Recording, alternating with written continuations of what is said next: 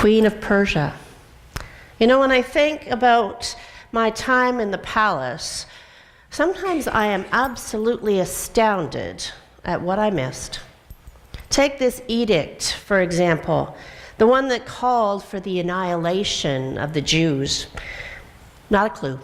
Didn't hear about it at all in my inner sanctum. No one told me. No one wanted to worry me. No one even thought that I would care. Do I seem like that kind of person to you? Someone who doesn't care? Maybe I did to them, my subjects.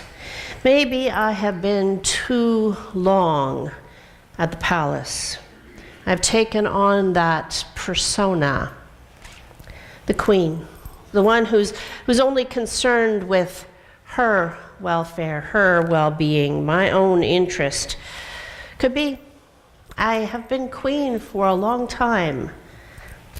I have had my position established. I know what I'm doing with my life. I'm no longer a cocky teenager. I'm no longer a woman in her 20s and 30s with arrogance to spare.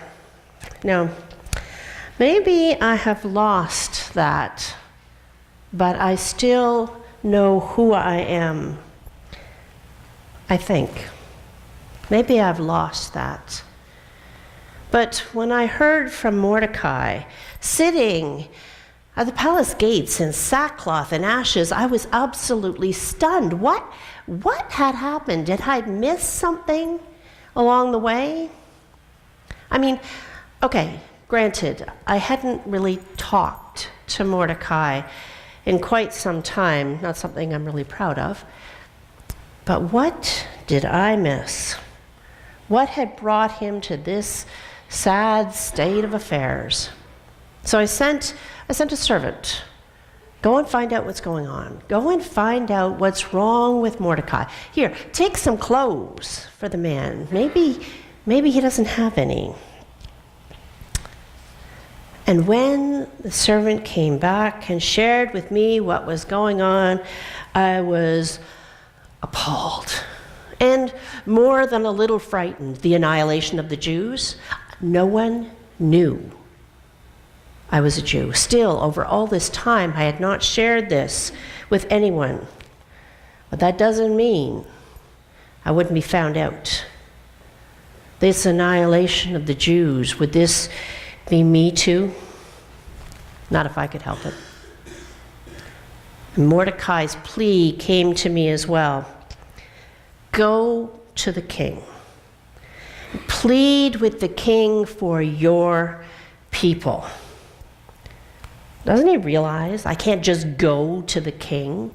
Doesn't he realize that if you go to the king and ask to speak to the king, you'll just be executed right then and there? It doesn't work that way in palace life. If I was to do what Mordecai asked of me, would I even have my life? Maybe he doesn't care. Maybe he doesn't care for me. It's been a long time. Or maybe he just knows that I was created for such a time as this. But even if I go to the king, I'm not sure the king would trust me. I haven't spoken to the king in probably a month. That's the way it is with palace life. I'm fairly certain that someone else has replaced me in his affections. He hasn't even had a conversation with me in 30 days. But that's court life. I knew that. But here was Mordecai's plea. What do I do with it? Do I keep my position, my royalty, my prestige, my wealth? Or do I risk it all for the slightest chance that I could save my people? How can he even ask this of me? I wondered if I even felt like a Jew anymore. It's been a really long time since I could say I was. It's been a really long time since I had worshiped Who was I now? Was I Esther the queen or Esther the Jew? Was the God I believed in still sovereign for me in my life? Had he placed me in my position for such a time as this? Was this why I had been chosen as queen? Picked up out of the riffraff of Jewish life and plucked and placed in this position? Could it be that God was at work in my life and in the lives of the Jewish people? Here was my choice. Go to the king, risk what could be sudden death, or just hole myself up in my inner sanctum, in the harem. Could I ignore the wailing going on outside if I was safe? Risk my immediate execution for the possible salvation of the Jews? I prayed. Oh, I prayed. And God showed me a way. And so I went into my harem and I picked out the finest robes I had. I spent a great deal of time doing my hair just the way he liked, taking all of the makeup and all of the perfumes that the king had blessed me with and making myself absolutely perfect, irresistible to that one man. And I went into the court. I didn't go right up to the king, but I was there. And soon the king noticed me, and he pointed his scepter at me, and I could talk. I still had his favor. He still cared enough about me. In fact, he said, "What do you want? Ask me anything you want, and I will give it to you, even up to half of my kingdom." Wow. And so I said to him, "King Xerxes, this is what I ask." I knew Haman was listening, and I said, "If it pleases the king, allow me to entertain you. Come into my quarters and let me prepare a feast for you and for Haman."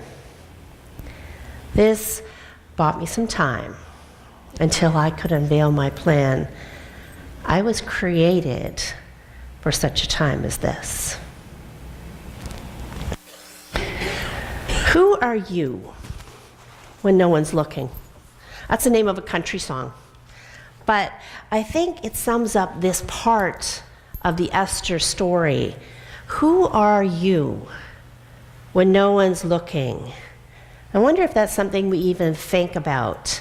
Are we the same in public as we are in private? Or do we have a facade that we put on for others that doesn't match who we are on the inside? Do we have this face that people see when we go to work, or we go to church, or we hang out with friends, that is completely different than who we are when we're all alone? Underneath it all, are we even the same person? Esther didn't share with others that she was a Jew. Do we share with others that we're a Christian? Does the word God even pass our lips unless we're talking or texting and say, OMG? Would your friends know from your language, your conversation, the way you conduct yourselves, that you are a follower of Christ? One thing I haven't shared with you about the book of Esther. If you read it, there is not one mention of God. Not one. Go look. And it would seem really strange to have a book in the Bible without one mention of God. Doesn't that seem a little odd to you? Does that mean that God wasn't there? That God isn't present? Absolutely not. Surely you can see the subtext of God at work in Esther's story. A nobody, peasant Jewish girl becomes queen. She's given guidance by a man, her uncle, who is committed to his faith and committed to her safety. God's plan is unfolding. A plan he had for Esther's life even before she was conceived. And now we've come to a place where a choice has to be made. Her health and safety, or the salvation of the Jewish people. For such a time as this, Mordecai says. Now is the time to share your lineage. Now is the time to show who you are on the inside, rather than the facade you have shown the royal court all these years. Now is the time to look and to trust God. Now is the time to make a decision that's not going to affect just your life, but the lives of thousands. Okay. The needs of the many, do they outweigh the needs of the few or the one?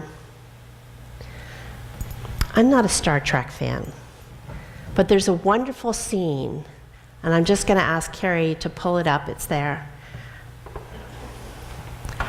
It's down there at the bottom. Somewhere. Never mind. Don't worry about it. Who are you when no one's looking? Would this be something that you could do to put the needs of the many ahead of the needs of your own? Could you have the integrity to be who you are when no one was looking? Would the you that you are on the inside shock the world? Or would it make absolute sense to them? Would you say that being a Christian is what defines you?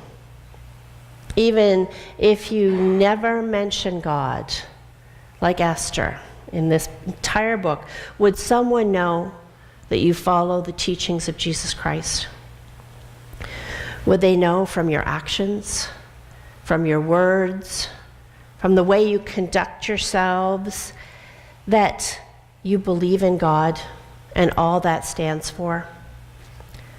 When it comes to making the tough decisions in your life, when you come to that fork in the road that will define what happens for you, will you put the teachings of Jesus Christ first and foremost?